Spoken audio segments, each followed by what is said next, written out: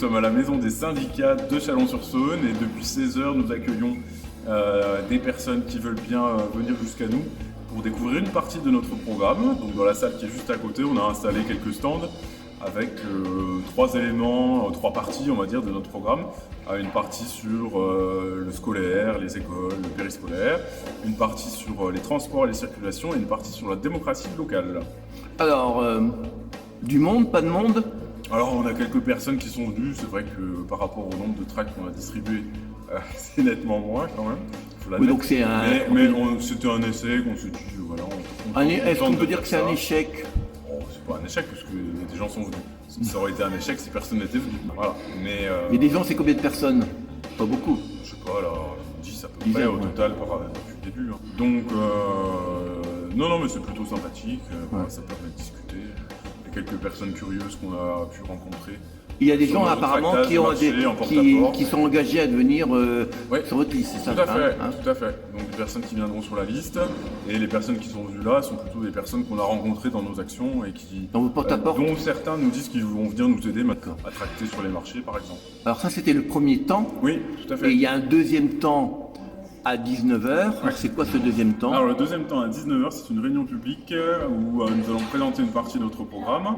Et cette réunion, elle se fait en présence de la députée Gabrielle Catala, qui est députée du Val d'Oise, députée insoumise, très engagée dans le groupe insoumis à l'Assemblée nationale, et qui s'est illustrée, si je puis dire, récemment en participant à la flottille qui a pris la mer en direction de Gaza, donc pour défendre les Palestiniens et tenter de lever le blocus sur Gaza.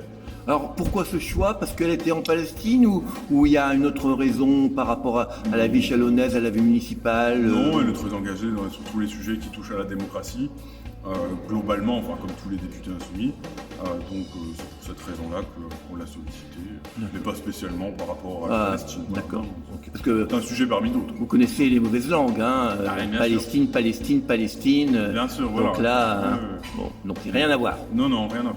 C'est quelqu'un d'actif et qui fait de la parole mais qui fait de l'action. Et puis c'est une députée qui ne se présente pas aux élections municipales et qui est donc disponible pour faire des petits tours un peu partout parce qu'on a quand même un certain nombre de députés qui se présentent. Il y a combien de députés qui se présentent aux élections municipales? Je pense qu'il y en a bien une dizaine quand même sur l'ensemble du groupe. Hein.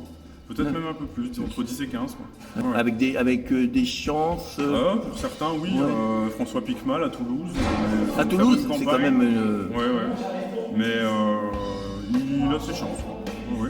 On a Damien Maudet à Limoges aussi qui fait une belle campagne. Voilà.